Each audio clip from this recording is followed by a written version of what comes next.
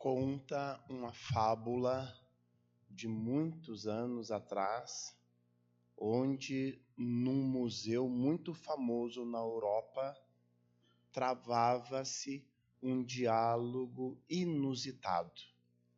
Eis que o piso aborda a estátua de uma bela deusa grega dentro do museu, fazendo a seguinte reclamação: olha só, minha amiga, eu não consigo entender por que esse museu enche de pessoas que vêm visitar de todos os lugares do mundo. Todos ficam te cercando, querendo tirar fotos, fazendo anotações e indagando do guia turístico toda a história que tu representa nessa estátua. Enquanto isso, eu, desprezado, aqui no chão, sou pisoteado por todos que aqui adentram. Ninguém me elogia, ninguém me nota. Na real, eu sou um invisível, e o que mais me incomoda, na verdade, é o fato de que ambos, tanto eu quanto você, fomos extraídos da mesma mina de mármore e, portanto, somos oriundos da mesma pedra. E por que tanta diferença e tanto desprezo comigo? A estátua, pacientemente, do alto dos seus quase 2 metros, olha para o piso e diz assim: veja bem, meu amigo, vamos resgatar a memória de nossas histórias. Lá atrás, há muitos séculos, de fato, fomos extraídos da mesma mina e levados para a mesma indústria de lapidação. E quando estávamos lá jogados num canto, eis que os responsáveis pelo nosso destino fez a seguinte pergunta: preciso de 2 voluntários para uma atividade diferente. Um deles não vai sofrer muito, vai ser simplesmente cortado em tamanhos exatos, vai servir de ladrilho para forrar um museu famoso.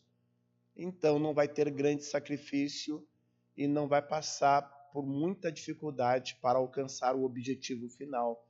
Já o outro voluntário que nós precisamos vai passar por um período de muito sofrimento, muita dificuldade, porque o escultor vai ter que trabalhar com martelo, vai ter que trabalhar com formão, talhadeira, vários instrumentos pontiagudos, e é um trabalho meticuloso, um trabalho de renúncia, mas no final vai se tornar uma estátua muito bonita que vai representar uma deusa grega. O que é que você falou, meu irmão, naquela época, você lembra? E o piso, cabisbaixo, envergonhado, respondeu: de fato, minha irmã, agora eu lembro. Eu saltei na frente e disse: eu quero ser piso, porque não está com nada a passar por todo esse sacrifício só para ser uma estátua. Pois então, hoje a diferença que temos é a nossa história. Veja que a nossa história, da tua parte, é uma história simples, sem grandes dificuldades e sofrimento. Mas só eu sei o que eu passei para chegar nessa forma, nessa beleza e nesses contornos. Então estamos acertados, está tudo certo. E o piso silenciou e disse: está tudo certo, minha irmã. Queridos irmãos encarnados e desencarnados, boa noite. É muito bom estarmos de volta nessa casa abençoada dos trabalhadores do Evangelho, na nossa querida Canguçu, nesse mês de setembro, onde nós viemos compartilhar algumas histórias, um pouco da nossa experiência e mais também num sentido motivacional, à luz do Evangelho de Jesus e também à luz da psicologia, em especial a psicologia espírita proposta pela nossa querida Joana de Ângeles. Quando nós propusemos o tema já com a pergunta qual o sentido da vida, ele é sugestivo e ele também é provocativo. É muito interessante a gente olhar a filosofia e entender que a filosofia, ela não propõe respostas para a humanidade. A ciência busca respostas, soluções. A filosofia indaga, cogita, questiona.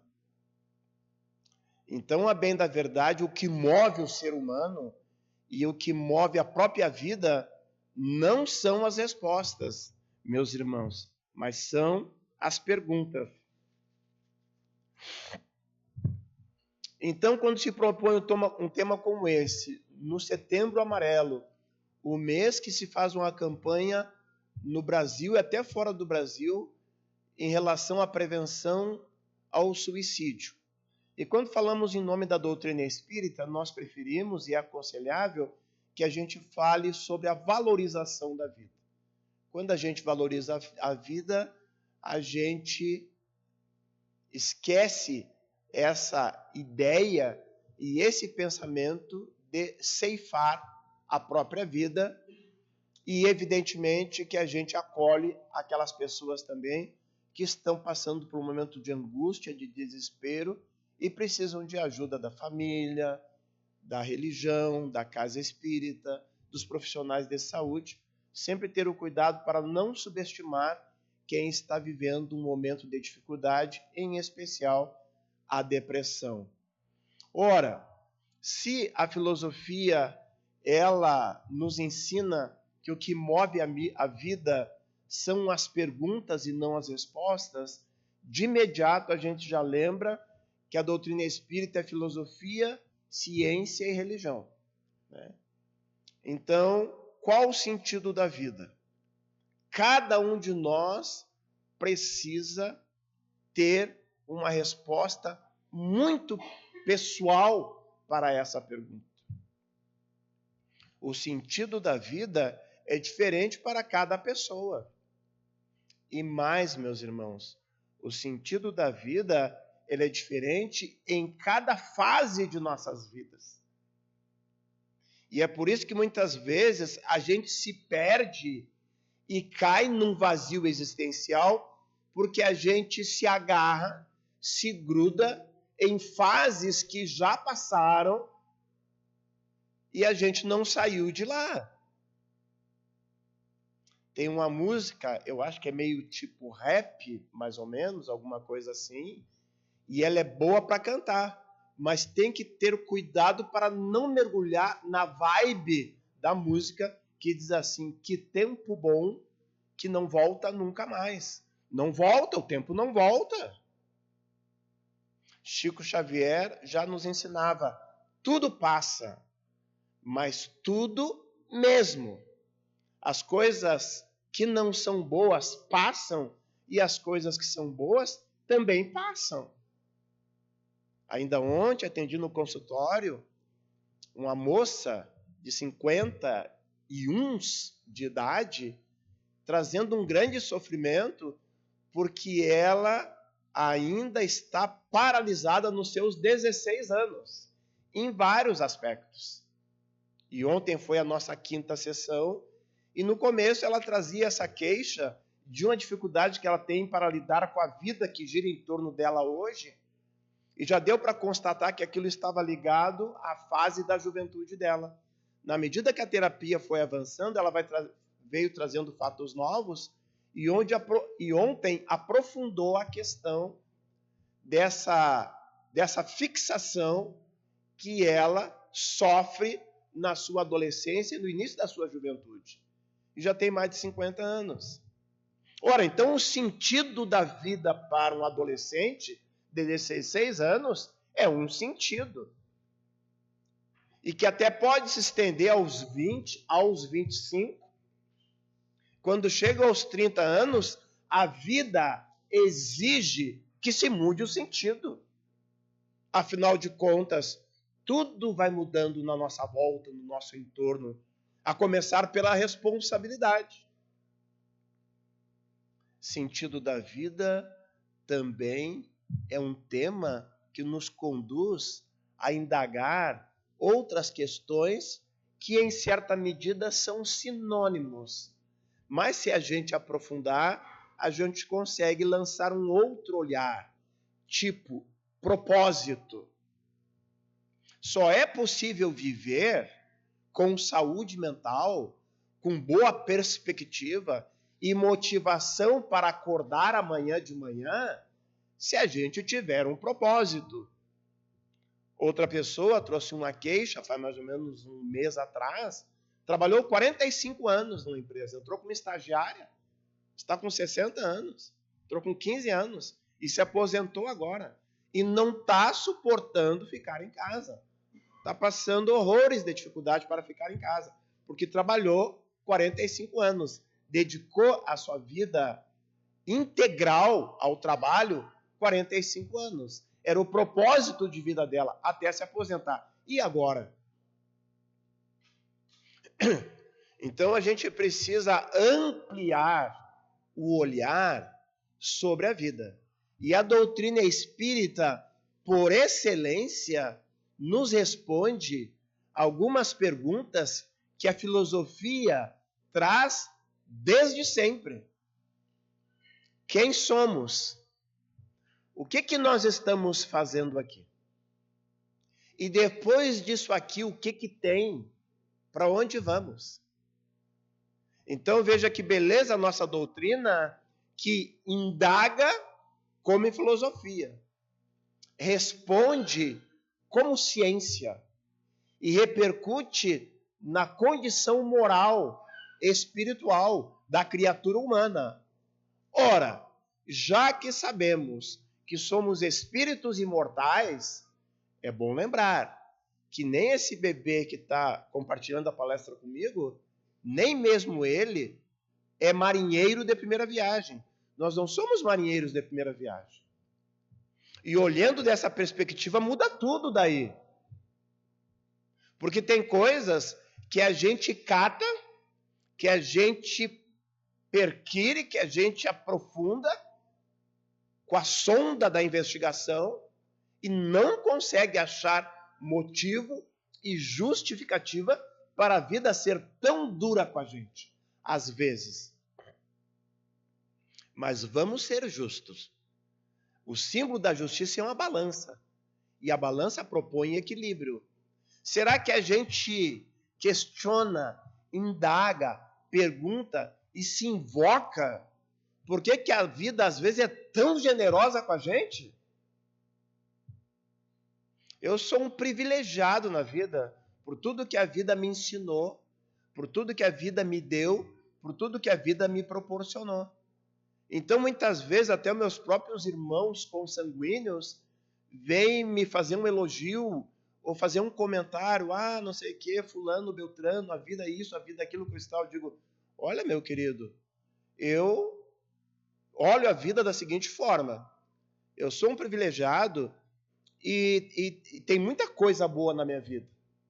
E eu não nego que muito eu mereço. Comecei a trabalhar aos 11 anos de idade. E sempre trabalhei e sempre estudei. Vou fazer 64 anos agora e sou psicólogo apenas há 8 anos. Fui estudar depois de idoso. Então eu não nego que muito dessas coisas que eu me sinto privilegiado é merecimento meu.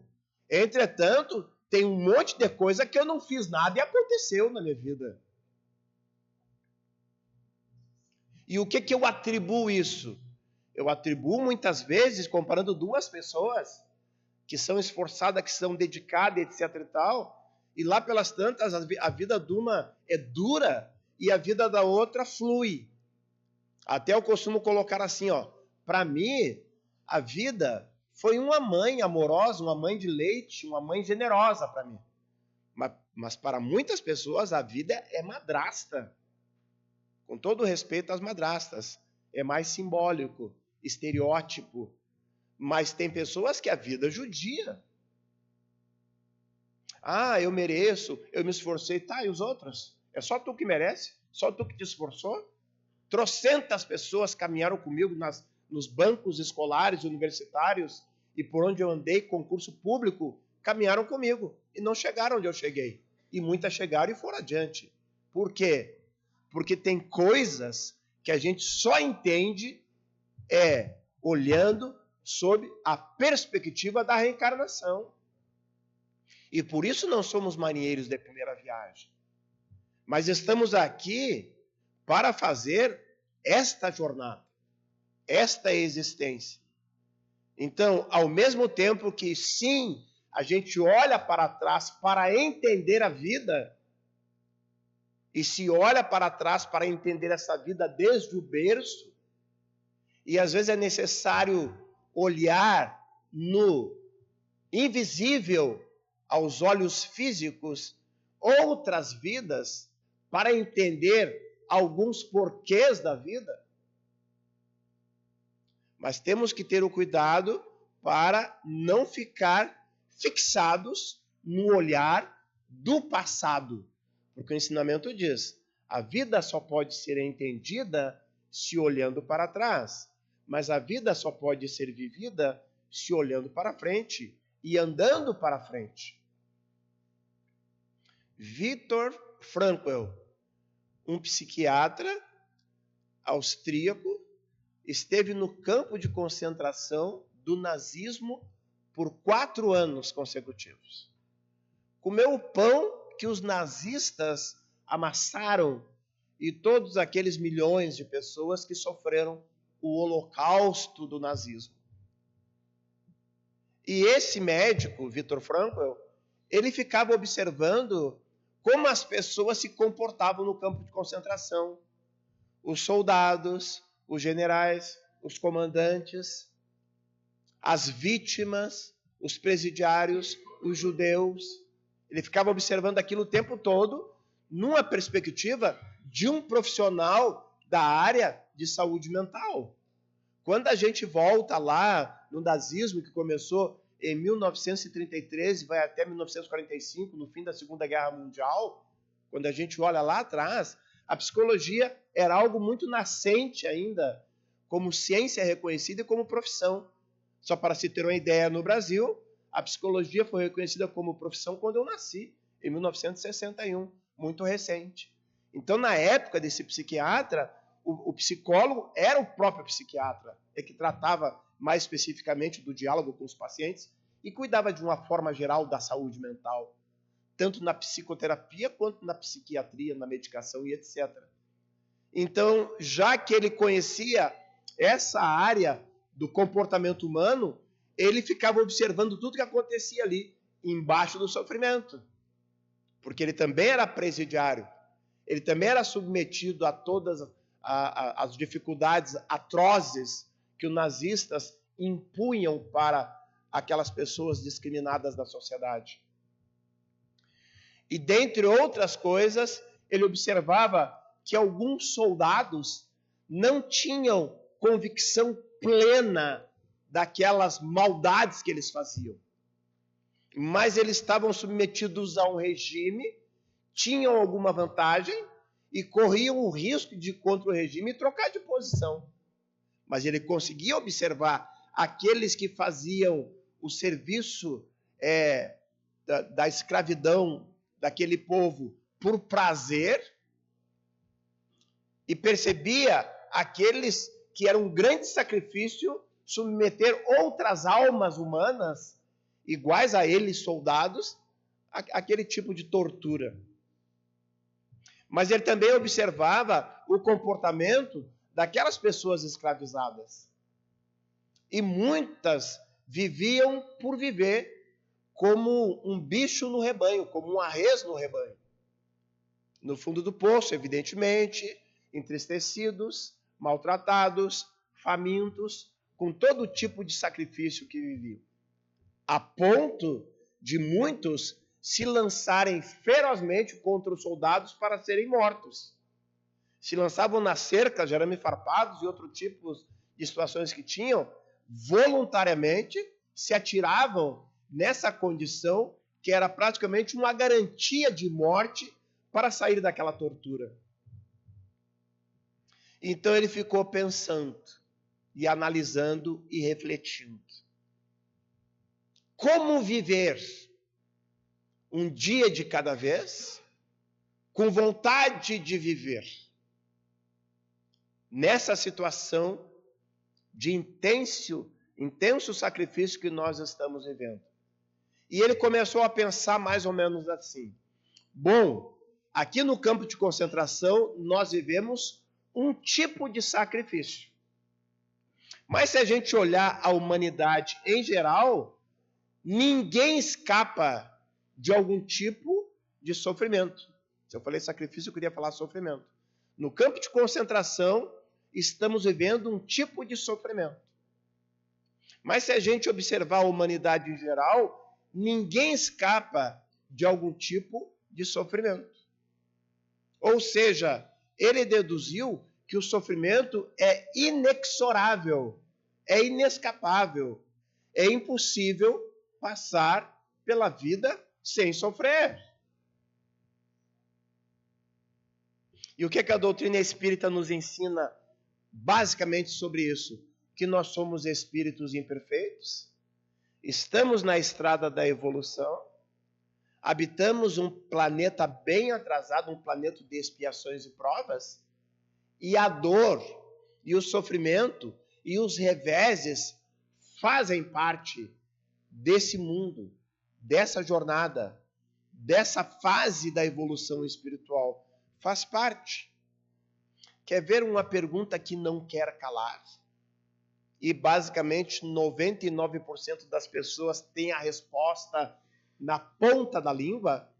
A pergunta é possível sofrer e ser feliz?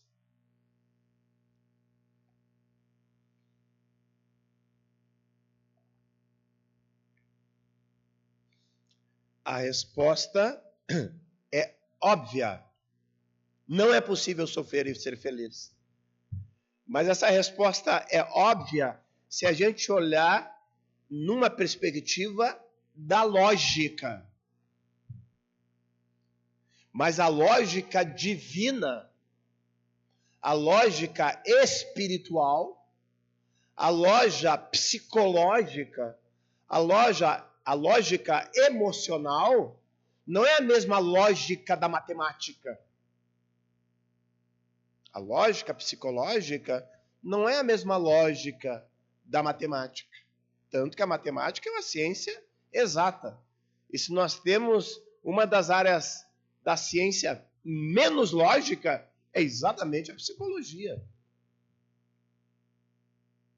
Tanto que tem pessoas que têm absolutamente tudo o que querem na vida, no campo material. E o Evangelho vai falar no capítulo 5, Bem-aventurados os aflitos, que tem pessoas, inclusive, que têm o poder, têm a saúde, consubstanciada com a juventude, e têm dinheiro. E nem assim, às vezes, se sentem felizes. Por quê? Porque a lógica da vida psíquica, da vida emocional, é diferente. Então, o psicólogo, psiquiatra, Viktor Frankl, ele entendeu assim: bom, se o sofrimento faz parte da vida, tem que ter um sentido. Se tem alguma coisa que é opcional, tá, ok, eu não quero, eu tô fora. Bom, de repente não tem sentido, já que é opcional. Mas tem a situação que não tem para onde correr, tem que ter um sentido. E de uma forma muito corriqueira, a nossa fala, em especial dos espíritas, mas de grande massa do povo também, é dizer assim, ó, nada é por acaso. Tudo tem um motivo. Tudo tem um porquê. Mas quando a gente está no olho do furacão, quando a gente está na cama, no catre, quando a gente está na quimioterapia, quando a gente está ali à beira do caixão, velando o próprio filho ou um outro ente querido, como é que Como é que a pessoa lida naquele momento do sofrimento com aquela situação. De novo, cada um vai lidar de uma forma diferente. Mas ninguém é tão duro ou tão forte que algum tipo de sofrimento não lhe coloque em queda, não lhe coloque no chão. Então, esse psiquiatra, ele começou a fazer uma reflexão e um estudo assim. Bom, se estamos aqui, isso tem que ter um sentido. E eu vou colocar um sentido para eu seguir vivendo, vivo. Porque tem pessoas que estão vivendo mortas. Tem pessoas, como diz a piada, só esqueceram de deitar, porque já morreram. Quando a vida perde o sentido, quando a pessoa mergulha no vazio existencial, de uma certa forma, ela já morreu. Psiquicamente, psicologicamente, emocionalmente, ela já morreu. Então ele entendeu que valia a pena continuar vivo no campo de concentração se ele desse sentido para aquilo. Então ele pensou, eu preciso me manter vivo, eu preciso escapar da morte, eu vou fazer tudo o que me mandarem, vou ser colaborativo, vou tentar acalmar aquelas pessoas que estão na minha volta, para que eu e mais algum consigamos sair daqui, alguém nos salvar, alguém nos resgatar, alguém derrubar o regime, e eu saindo daqui vivo, eu vou contar essa história. Contar grandes histórias que a gente viveu pode salvar vidas. Não é de graça a inspiração nos nossos pais, nos nossos avós, nos nossos idosos, nos nossos sábios, nos anciãos. Não é de graça.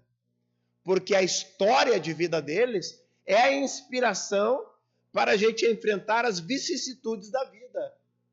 Os revés, as dificuldades da vida. Na minha própria família, nós tivemos o privilégio de perdermos os nossos pais quando uma boa parte de nós, que somos 12 irmãos, já éramos idosos e alguns chegando na terceira idade. Vou fazer 64 anos e logo também vai fazer 4 anos que a nossa mãe faleceu, né? E vai fazer 2 anos que o nosso pai faleceu.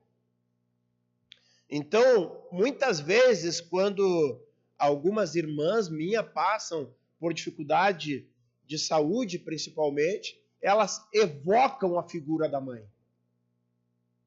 Eu lembro a mãe. Olha o que a mãe passou. Olha a dificuldade que a mãe passou. Isso me dá força. Então, o pensamento desse profissional de saúde mental no campo de concentração foi sobreviver ao Holocausto para sair dali, contar essa história e dizer assim, ó, eu sobrevivi num campo de concentração. E lá eu entendi que tudo que se passa na vida tem um sentido. E por isso ele criou, um ano depois do fim do Holocausto e da Segunda Guerra Mundial, uma abordagem da psicologia chamada logoterapia. E logos, que vem do latim ou do grego, significa sentido, né? Ou análise existencial. Então, essa abordagem da psicologia, ela propõe que a gente tem que olhar o que está acontecendo na nossa volta e a gente procurar dar sentido para tudo que acontece na volta, até, inclusive, o sofrimento extremo, a maior dificuldade. Tirar daquilo ali algum tipo de proveito. Tirar daquela situação algum tipo de ensinamento. Eu preciso ter a liberdade de avaliar o que eu estou passando. e não me submeter psicologicamente, aquilo está posto e não há nada que eu possa fazer, porque a vida é assim. É a liberdade de análise, a liberdade de vontade, de olhar aquela situação, né? E a vontade de sentido. Se perguntar, se questionar, por quê, até quando, como eu vou administrar isso? E aí sempre olhando a vida além do egocentrismo. Quando nós focamos, centramos só em nós, toda a vida fica muito difícil. Ou no nosso pequeno mundico, do nosso cercado, do nosso apartamento, da nossa família. Porque nós somos, a bem da verdade, meus queridos irmãos, a grande família humana. Então a gente precisa sair dessa condição de tudo eu e tudo meu. Tem até uma série no Netflix de super ricos, que o nome da série é Tudo Meu. E é aí que a gente se perde. E por fim, essa abordagem da psicologia vai trabalhar então o sentido da vida. O propósito da vida, o significado, aquilo que faz o meu olho brilhar. Eu preciso ter o cuidado para eu não me fixar naquilo que faz sentido e é o que eu mais gosto na vida, hoje, amanhã, daqui a 5 anos, daqui a 10 anos, daqui a 20 anos, e o tempo passa e eu não me dou conta que a vida me chama, que a vida clama, que a vida me empurra, que a vida me puxa para outras possibilidades, novas experiências, novas oportunidades. A vida é muito dinâmica. Nós não podemos ser os mesmos 40, 50, 60, 70, 80 anos. É um tempo muito precioso da reencarnação, que nós precisamos desenvolver o máximo de habilidades arquivadas na nossa condição psicológica, espiritual, reencarnatória, a nossa própria ficha reencarnatória. Não é ficar pulando de galho em galho ou fazer uma miscelânea de coisas, pessoas que querem fazer muitas coisas, fazer tudo, né? E aí o ensinamento diz que quem muito abarca, pouco aperta. Quem faz muita coisa, corre o risco de não fazer nada direito e com profundidade. E a pessoa vive sempre na superfície, porque ela se absorve de muitas coisas para fazer. E veja como a vida é paradoxal, e a evolução espiritual, e o estado mental, e o sentido da vida é paradoxal. Por quê? Nem muito ao céu, nem muito à terra. Então, quem faz muitas coisas pode estar se perdendo do sentido da vida. E quem faz só uma coisa pode estar se perdendo do sentido da vida. E aí Buda, né, o iluminado da Índia, que assentou a sua religião, a sua filosofia em cima de 4 pilares, e o único que eu conheço, pelo menos o título do pilar, é o caminho do meio, é o ponto de equilíbrio. Em tudo na vida, o equilíbrio. E as pessoas perguntam assim, eu gostaria de saber qual é a minha missão, né? Eu queria saber qual é a minha missão. Cada um de nós vai ter na vida uma pequena, grande missão. E às vezes a gente entra na paranoia de comparar a minha missão com a missão do outro. E a gente se perde, porque cada um tem a sua área de responsabilidade. E às vezes nós saímos pelo mundo em busca da nossa missão. E a nossa missão está ali embaixo do nosso nariz, dentro de casa. Um filho especial, não necessariamente atípico, mas especial no comportamento, na limitação, na dificuldade psicológica, emocional. Um familiar, um irmão, um idoso, às vezes está pertinho de nós. O nosso propósito de vida, meus queridos irmãos, o sentido da vida, ele pode estar na vida familiar, pode estar na vida profissional, pode estar na vida religiosa, pode estar na vida artística, né? Mas um detalhe importante, o sentido da vida que pode nos garantir uma vida saudável, uma saúde mental e uma autoestima elevada e uma satisfação pessoal de verdade é aquele sentido de vida, é aquela atividade, é aquele propósito, é aquela realização que a gente faz e que agrega mais pessoas, outros ambientes, outras possibilidades. É preciso sair de nós e repercutir de maneira positiva para mais pessoas. Porque a vida não é sobre correr atrás da felicidade, procurar a felicidade, buscar a felicidade. Na real, a vida é de buscar e encontrar um sentido. Para que a gente possa deitar de noite e dizer: obrigado, Senhor, porque hoje eu fui feliz, eu fui útil, eu servi e eu aprendi. E quando acordar de manhã, de novo, obrigado, Senhor, porque hoje eu tenho uma nova oportunidade de ser feliz, de servir, de aprender e evoluir. Nós estamos aqui para evoluir. Nós estamos aqui para nos desenvolvermos e desenvolver o mundo, as pessoas, as possibilidades, os recursos científicos em todas as áreas. É possível que a gente bata o nosso cartão de manhã no trabalho e aí nós estamos entrando para ganhar o nosso pão de cada dia com dignidade e honestidade e cumprir a nossa missão. Não são poucas vezes que a profissão se confunde com a missão.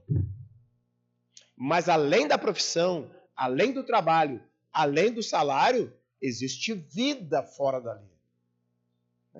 Precisamos cuidar de nós de uma forma integral. Se a gente olhar numa perspectiva da psicologia e da espiritualidade, nós somos 4 em 1. Nós somos um ser biopsíquico socioespiritual. Porque nós temos um corpo, nós temos uma mente, nós precisamos viver num regime gregário com as outras pessoas, né? E nós somos espíritos imortais que estamos aqui de passagem. E temos a responsabilidade de sair daqui em melhores condições do que quando nós aqui entramos. Na extensão da psicologia, da logoterapia, evidentemente que hoje nós temos a bênção da psicologia espírita proposta pela mentora do nosso querido Divaldo, Joana de Ângeles. No ano de 1998, ela trouxe pela psicografia do Divaldo o livro Jesus e a Atualidade. Logo depois ela trouxe o Homem Integral. E ela foi trazendo algumas obras, O Divaldo de repente perguntou: Dona Joana, parece que nós estamos pegando uma nova vertente do olhar espírita.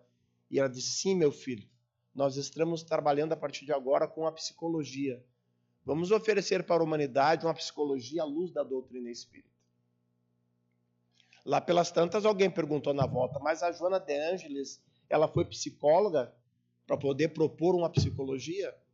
E ela mesma respondeu: eu estudei na espiritualidade 50 anos psicologia, me preparando para essa tarefa.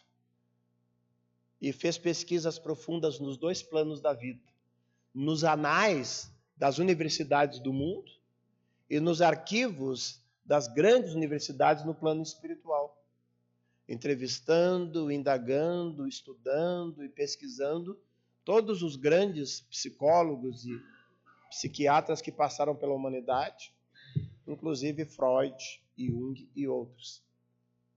Então, durante 22 anos, Joana de Ângeles traz 16 livros que estão expostos aqui na mesa. São 16 livros que compõem a série psicológica de Joana de Ângeles. Culmina com o último livro, no ano de 2011, A Psicologia da Gratidão.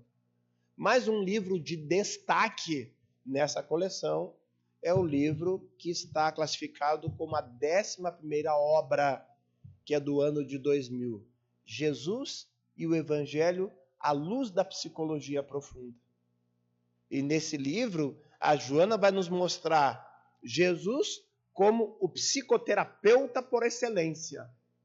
O maior psicólogo que a humanidade já conheceu. Mas Joana também vai nos mostrar o perfil psicológico de Jesus.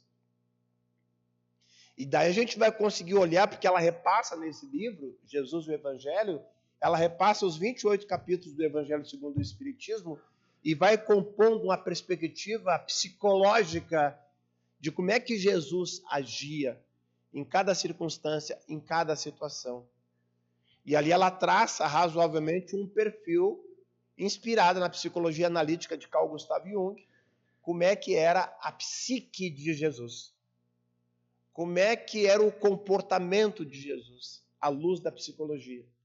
E quando a gente olha o homem Jesus, a gente consegue razoavelmente ver e entender que muita coisa que ele fez, ele conseguia, nós também podemos conseguir. Desde que a gente faça a grande viagem interior, o autodescobrimento. Nós não nos conhecemos direito, por isso as confusões que a gente consegue pelo mundo. Vamos ver rapidamente alguns conceitos básicos da psicologia analítica, que é a fonte de inspiração para a psicologia espírita da Joana. A gente trabalha as instâncias psíquicas, ou seja, como é que a mente é formada, como é que o ser humano é formado psicologicamente. Começa pelo ego. O que é o ego? O ego é o eu. Só que a gente tem dois eus, um eu com letra minúscula e um eu com letra maiúscula. O eu com letra minúscula é o eu menor, o ego. E o eu com letra maiúscula é o eu maior, é o self. Self em inglês é igual a pegar o celular, virar a câmera e tirar uma foto. Eu quero fazer uma selfie. Quando é que a gente tira aquela foto? Quando eu tiro foto de mim mesmo. Então, self quer dizer o si mesmo, é o eu profundo. Em última instância, é o espírito imortal. Se a gente olhar um condomínio, tem vários moradores no condomínio. No condomínio vai ter a sombra, vai ter a ânima, o ânimos, vai ter a persona, os arquétipos, os complexos, são tudo moradores de um grande condomínio. Mas tem duas pessoas que se destacam na importância do condomínio, o porteiro e o síndico. Quem é o porteiro? É o ego. Quem é o síndico? É o self. Só que o ego se acha, ele pensa que ele é o dono de tudo. E aí ele não quer ouvir o que o self está falando para ele. Nós somos dois em um, meus irmãos. O um é aquilo que eu vejo, é aquilo que eu tenho no meu consciente, é a minha lucidez, é o ego. E o outro é o inconsciente. Menos de 5% daquilo que a gente vê é o que nos compõe. E tem mais de 95% de coisas que nos compõem e a gente não vê. Exemplo básico e clássico, o extrovertido. Quem é o extrovertido? O extrovertido é aquele que faz um monte de movimento para ninguém olhar para ele. Eu sei que eu não sou introvertido, mas vou dar um pequeno exemplo. Quando a gente estava sentado ali e era 20 para as 8, as gurias falaram, tu quer sentar ali na mesa? Eu digo, eu não quero sentar lá, vai ficar todo mundo me olhando. E elas falaram, mas depois quando tu falar, vão te olhar. Sim, mas aí eu estou falando, aí já era. Né? Porque é bem da verdade, quase ninguém está me vendo, está todo mundo vendo o palestrante falar, mas também o palestrante se esconde atrás da mensagem, atrás da fala, que é uma persona e que faz parte da vida. Nós precisamos de persona, mas é o ego que conduz a nossa vida. E o self é a fonte de inspiração que está no inconsciente. Então, todo extrovertido tem um introvertido por dentro. E todo introvertido na vida tem um extrovertido por dentro. O inverso. Por isso nós somos 2 em 1. O extrovertido é aquele que não quer se mostrar. Quanto mais barulho ele fizer, mais movimento, é como se fosse uma nuvem de fumaça. As pessoas não conseguem enxergar ele. E as pessoas vão destacar na sociedade, no mundo artístico, no mundo da fama, e a gente pensa que são pessoas extrovertidas, e quando elas estão na sua vida pessoal, são pessoas extremamente quietas, introvertidas, que nem conversam. E às vezes tem até dificuldade de se relacionar. Mas o introvertido, aquele que não fala, deixa ele quieto, não mexe com quem está quieto. Porque cuidado com os quietinhos. O introvertido não fala porque ele conhece o leão que tem dentro dele. Então ele diz assim, quando começa a cutucar, não me provoca, me deixa quieto, não quero falar, me erra, né? Então a nossa cara metade, meus queridos irmãos, em última instância, é o outro que mora dentro de nós. Nós precisamos dialogar com esse outro. Nós precisamos conhecer esse outro. E nesse outro tem grande potencialidade. Mas tem muita coisa também que não é legal, que está escondido na nossa sombra. Mas aquilo que não é legal não pode jogar no lixo. É tudo nosso. Faz parte do nosso arquivo. Nós precisamos apenas descobrir, conhecer e integrar no nosso ser total. Essa é a proposta da psicologia espírita. Nós estamos aqui para evoluir. A vida passa muito rápido e a gente não pode perder mais tempo. O sentido da vida, meus queridos irmãos, é a gente entender que existe a dor e existe o sofrimento. Mas tudo isso faz parte. Que a gente possa refletir nos momentos difíceis e a gente dar sentido para aquele momento difícil. A pergunta clássica que todo mundo faz quando está passando dificuldade é a pergunta: por quê? Eu queria entender por quê. Meus queridos irmãos, essa é a pergunta errada. Eu falava no início, o que move o mundo não são as respostas, são as perguntas. E quando a gente passa para a dificuldade e pergunta por quê, é a pergunta errada. Pelo menos na proposta do sentido da vida, se a gente quiser entender, a gente não pergunta por quê, a gente pergunta para quê. Quando eu pergunto por quê, eu estou sempre voltando no passado. O que eu fiz? Eu tirei pedra na cruz. Ah, mas eu fui muito mal. Ah, na outra vida eu matei fulano. E etc e tal. Está sempre procurando lá atrás motivos. Principalmente quando a gente não está legal. E isso não nos ajuda. Mas quando a gente pergunta para quê, a gente olha para frente. O que isso quer me dizer? Que mensagem a vida está me dando nesse momento? O que eu posso fazer com isso que eu tenho? Cara, agora só o que eu tenho é isso. Ok, o que eu posso fazer com isso? É o que eu tenho.